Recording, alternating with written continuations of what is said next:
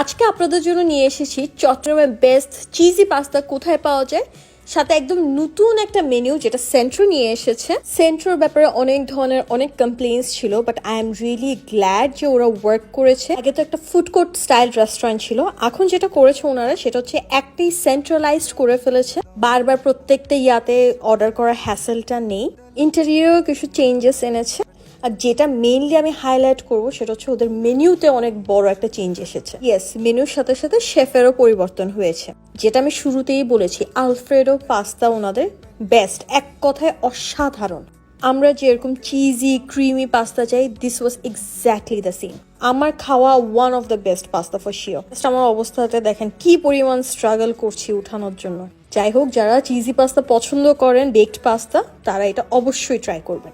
Next ওদের নাচোসটা try করি।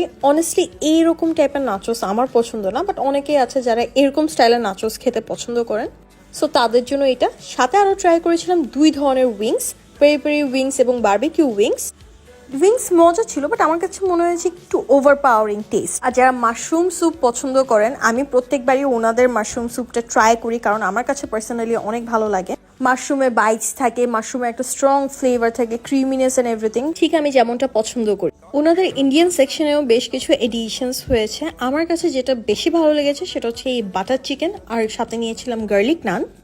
অন্য কাবাবগুলোর চেয়েও আমার এই আইটেমটা বেশি মজা লেগেছে। আমি না আপনাদেরকে একটা কথা বলে দিতে চাই, সেটা হচ্ছে আপনারা তো সবসময় ফুড ব্লগার্সদেরকেই ব্লেম করেন যদি সেমটা না পান। আমি সাজেস্ট করব আপনারা ফুড ব্লগার্সদের ব্লেম না করে রেস্টুরেন্টে যদি একটু এদিক ওদিক হয়, প্লিজ ওনাদেরকে কমপ্লেন করেন। ওনারা একটা ভালো সলিউশন বা রিপ্লেসমেন্ট আপনাদেরকে দিতে পারবে, কারণ আমরা তো আর রান্না করছি না, তাই না? যাই হোক, অনেকগুলো কিন্তু মজার মজার বিরিয়ানি ছিল। একটা সরিষা তেহেরি খেয়েছি, ওইটাও বেশ ভালো লেগেছে। হায়দ্রাবাদি বিরিয়ানি, উপরে ডিম কাটা ছিল, সাথে একটা কোয়াটার চিকেন। সবকিছুর মধ্যে বেশি যেটা মজা লেগেছে সেটা হচ্ছে এই মোরগ পোলাওটা। একদম লাইট ছিল, বেশি অয়েলি ছিল না, ওই কারণেই আমার বেশি ভালো লেগেছে। আপনারা ওদের মেনুতে অনেক কাবাবের আইটেম পেয়ে যাবেন। আর যারা একটু পিৎজা টাইপের কিছু পছন্দ করেন, তারা এই পিৎজাটা ট্রাই করে দেখতে পারেন। আমার না পার্সোনালি সসেজ ক্রাস্টের পিৎজা বেশি ভালো লাগে, কারণ ক্রাস্ট আমি এমনি তো খাই না, তো সসেজ যদি থাকে না, তখন দেখা যায় যে ক্রাস্টটাও খাওয়া হয়। আমার না আগে অনেক বেশি কমপ্লেইন্স ছিল ওদের সেট মিলস নিয়ে, যে ফ্রাইড রাইস একদমই ভালো লাগে না আমার, বাট শেফ চেঞ্জ হওয়াতে ওদের ফ্রাইড রাইস এবং সেট মিলস গুলো কিন্তু ভালো। অ্যাজ আমার আগের ভিডিওতেও বলেছিলাম যে সেট মিলস এর ইমপ্রুভমেন্টটা দরকার, সো আমি অনেক খুশি যে ইমপ্রুভড হয়েছে।